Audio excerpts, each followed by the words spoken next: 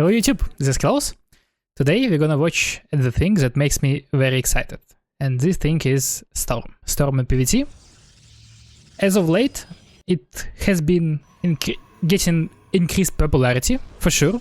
But I still think it's very underused, especially compared to Disruptor styles.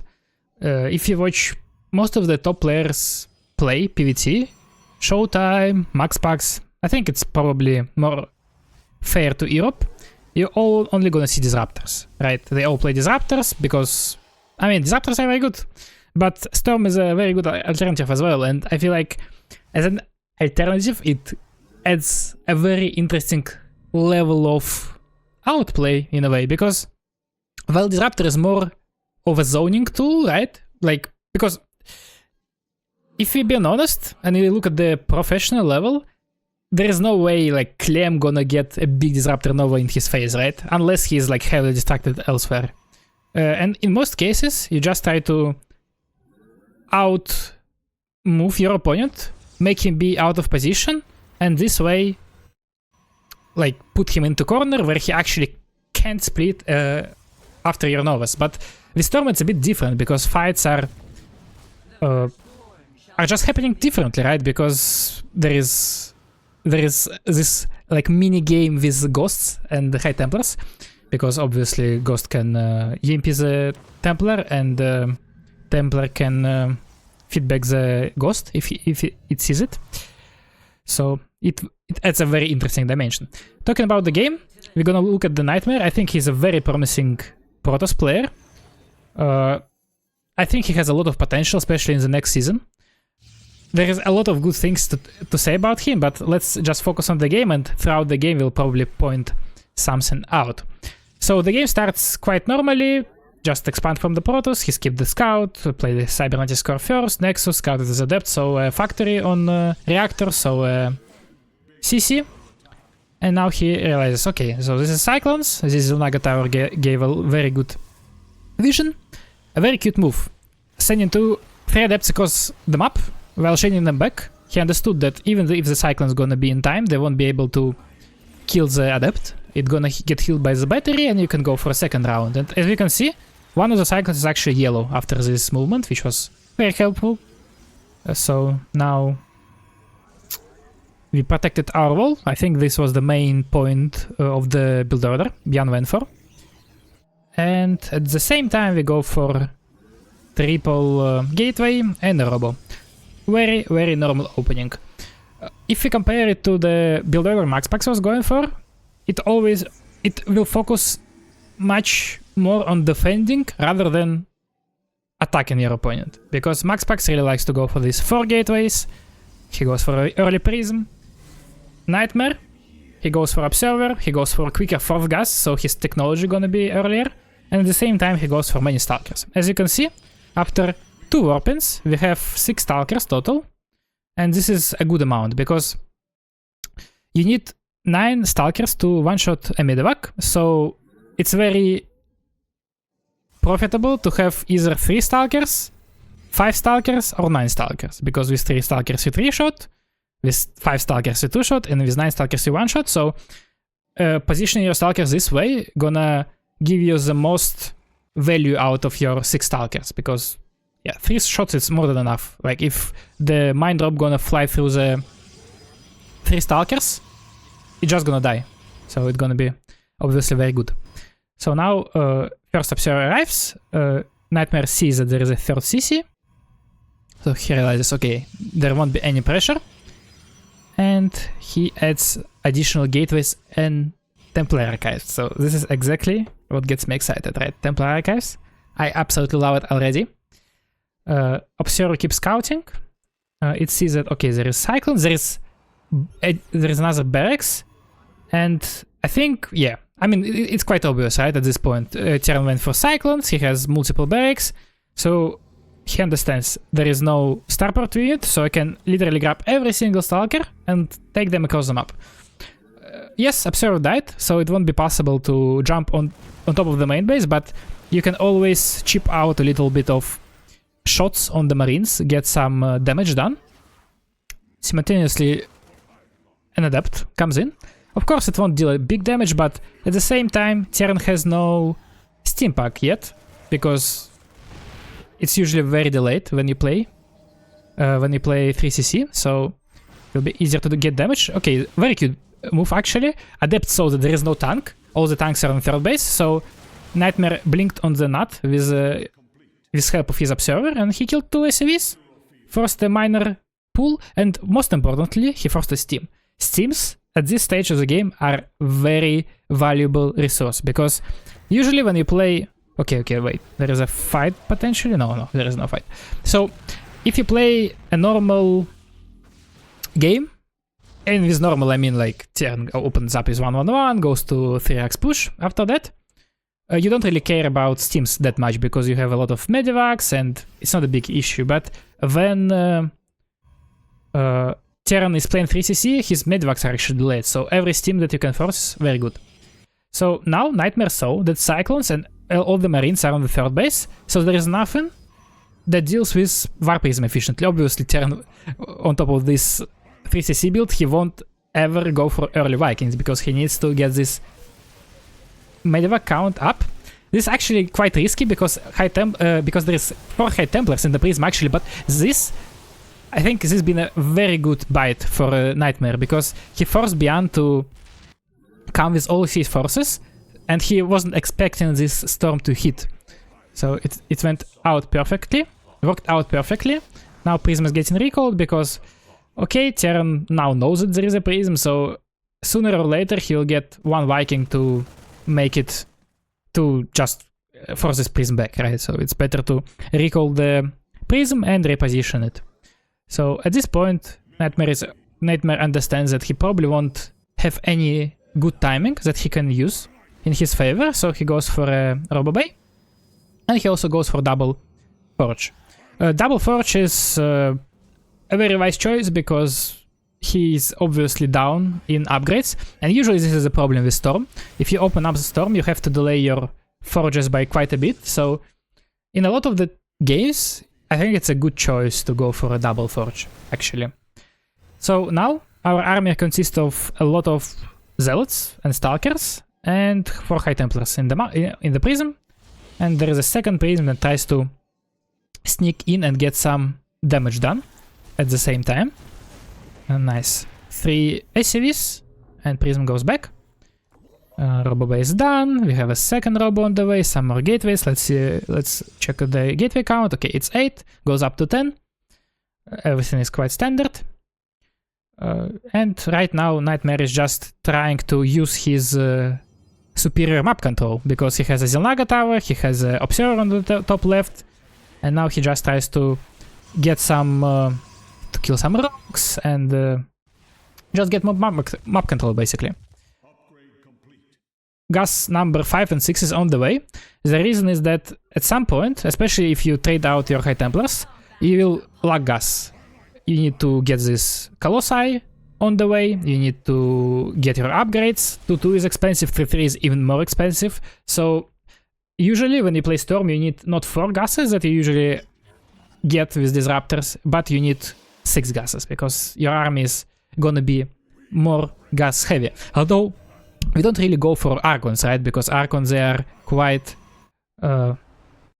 bad against Ghosts. They are useful if you go for a push, but if you actually play like a macro game, like if you play for a later game, then we don't really want to get that many Archons. Actually, a very good move by Nightmare. I mean, you might say it was just a Zealot run by, but he was just trying to get rid of some Zealots to increase his army complexity, because at this point it might be an issue. When Terran gonna get his 2-2, it might be a very big issue. So now he tries to trade out his Zealots and replace these units with more valuable supply, like Colossus or Stalkers, all of these expensive units. Nightmare tries to engage into this army in the middle of the map. Actually, a nice surround. Colossus come from 2 sides, but I'm not sure if you have enough. 4 storms are EMP'd, so there was only 1 storm. This storm is not really doing anything. This storm is a little bit better. So I think we are trading, but this trade is not looking that great for Protoss. Yeah, we lost 3,000 resources more. Just a little bit of a sloppy engagement, I think. It's it's not that easy to pick a good fight against Terran that is staying on Zolnaga on this map. Very well played by Bjan in this moment of the game. But obviously the game is not over, because all this time Protoss was maybe in a little bit better spot, because his economy was a little bit later, he was controlling the map, so... And also Terran didn't have his 2-2 upgrades yet, so we are still in the game. We get more Colossus, got some High Templars, and as you can see, gas is almost gone. Like, now we're gonna start for 3-3, we're gonna start like Colossus and a Prism, yeah, exactly. And our gas is gonna be completely gone. 4 High Templars are, yeah, very nice pre-split actually. That's what you should always do when you play Storm. You should always pre-split your units. Archon morphed only after both of the High Templars used up their energy. Once again, a very nice execution by Nightmare, getting value of every single unit he has, because obviously you can always wait for... I'm not actually sure how much time you need to... Probably around like 70-ish seconds? Probably a little bit less to get one Storm available, but at the same time you can, if you have 2 High Templars like that, you can just morph them into Archons and get value right away. After all, even if you have 1 Archon, it's gonna soak up 3 EMPs, which is not that bad if you think about that. And the EMP is pretty much like Storm, right? Terran can't really have infinite of those. Especially if the game is not stale and you keep trading over and over again. Another interesting thing is that, okay, wait, there is a drop happening. At the same time, Bjan is attacking on the other side. Decent reaction by Nightmare. Bjan wasn't focusing this army that well. Decent split. 3 Colossus on the 5th base, and everything else goes on the main base, so he doesn't lose too much. At the same time, there has been a very big run by. Let's take a small look. Yeah, no SCVs here. Here SCVs are repairing the bunker, and perfect split here. On the 3rd base, Nightmare was also perfectly ready. So nice play by him here. But now he got a little bit carried away, and he went a little bit too far with his Colossi. So one of them got sniped, but another one survived. Shield battery comes in handy right now. And I believe we still have 1 Storm that can be very big. No, it gets sniped. It's very hard to get a Storm in when you play against such a good Terran player who gonna snipe this War Prism with everything they have. One thing that I wanted to point out, but it was so hard, that, look, Nightmare actually went for +1 shield instead of +3 armor, and I mean, it's quite obvious, right? It makes him get his 3/3/3 upgrades a little bit sooner. So now we get another War Prism, another Storm. As you can see, that's what he always does. He always has High Templars on the outline bases like this, so it's easier to defend against drops.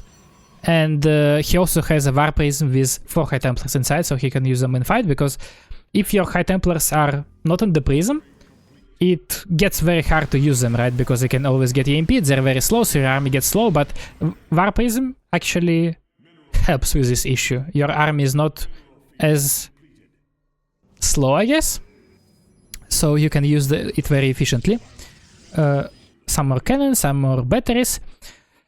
As you can see, Nightmare is actually not getting any disruptors, because as we already discussed a little bit earlier, that disruptors are actually serve slightly different purpose, so you don't really wanna use both. You either choose to use High Templars or you use disruptors.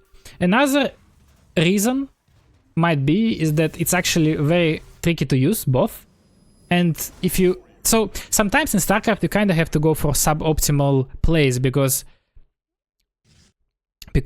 it's just very hard to micro certain army compositions. Like, let's say, you probably ask yourself a lot of the times why Terrans never use Ravens in TVZ, right, to get detection. It's because it's just very hard to use Raven with the way Terran usually operate these big armies. They use a lot of F2, and Raven has high priority, so it's very hard, and the same goes for Disruptor. It's like, imagine Micron Disruptors and High Templars in the War Prism at the same time.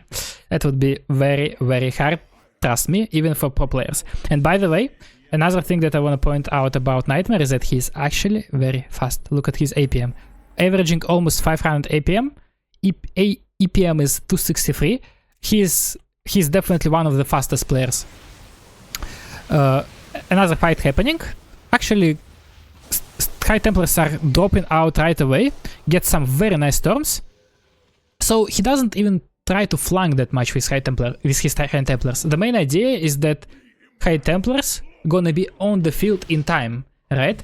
Finally manages to kill these tanks in the middle of the map. They have been so annoying. A very nice move by Bian, positioning them there. And at the same time, he saw that Bian's army is out of position, so he just pounces and kills this PF pretty much for free. Terran is going across the map, but this is another strong part about this style, is that every time Terran attacks you, there is a good chance you're gonna have a sneaky storm hidden somewhere on one of the bases and it's gonna come from behind and storm Terran's army. So I feel like for Terran, it is incredibly stressful to play against these kind of styles. Another Zealot run, but at the same time 33 SCVs go down, which puts Nightmare in a very good economical spot. We are at 80 popes. Let's check the gateway count. We have 12 gateways, that's very good. To be honest, a little bit of critique to Nightmare. I think when you get to such a high bank, especially when you play this kind of fast-paced ground style, doesn't matter if it's Storm or Disruptors, I think you should go for more gateways. 20 gateways, good. 26 gateways, good. You can go for crazy numbers, because when you have this extra gateways, you have 25 gateways, it means you have not 200, but 250 supply, right? If you have a prism nearby or a gate nearby. So you can use it very efficiently. Actually, very nice positioning in the bushes. Of course, Bian saw it with his Vikings, I believe it was. But if once Terran Bio is going without Medivacs or any kind of high ground vision, you can catch Terran off guard really hard. Another engagement into the Naga Tower. I'm not really sure if it's that good. But at the same time, what Nightmare sees here is that, okay, Terran army is actually quite weak, right? We look at this, there is 12 Vikings, and this is not great at all, right? Actually, more gateways go down. A very nice catch by Nightmare, he finally realizes it. I mean, we can't really blame him, right? Because it's a very high-stake match. It was played in the GSL. So what I was going to say is that now Nightmare sees that, okay, there is a lot of Vikings, so I will actually go for more, I guess, army that can kite better, right? So I'm gonna go for Stalker and Storm. And this is, I think, the next step you wanna take, usually. And you go for more Stalkers and less Zealots, because you want you're trying to get more value rather than fight straight up. I think that was the idea. And obviously Zealots don't hit Vikings, so you kinda need some more Stalkers to kill the area units as well. Bian is trying to push the Nightmare's base, but as we understand that actually Bian has to do something right now, because he doesn't really have any economy left, so he has to deal damage, and Nightmare has more than enough. Stalkers are killing these Vikings, they push the Medivacs back, and at this point I believe it's just a matter of time when Nightmare will push his advantage. At the same time, he doesn't really know, right? Maybe Terran has another base on the bottom right. I don't think we actually checked for that. So we don't want to lose our tempo. We still want to be careful. Get some value with the Stalkers. Actually feels very confident in this moment. A very good storm on the bio. We still have 4 storms left, and at this point, when Terran has not enough ghosts, it becomes almost impossible to fight, because High Templars keep coming. We still have more on our base, so if Nightmare decides, okay, there is no ghost at all, we can just F2 everything in. It's actually a very good strategy when you play Storm style like this. But at the same time, he understands, okay, let's just collect everything I have. Let's check if there is a base. He sees, okay, there is a base, but it's orbital. It's probably like a main base orbital. A little bit of an awkward movement here. Lost all of his High Templars. I'd probably be a little bit careful now. Terran tries to chase him, but I'm not sure if there is actually enough units for Terran, even without High Templars. Zealots in these situations, they are very powerful. Yeah, some gods are getting caught.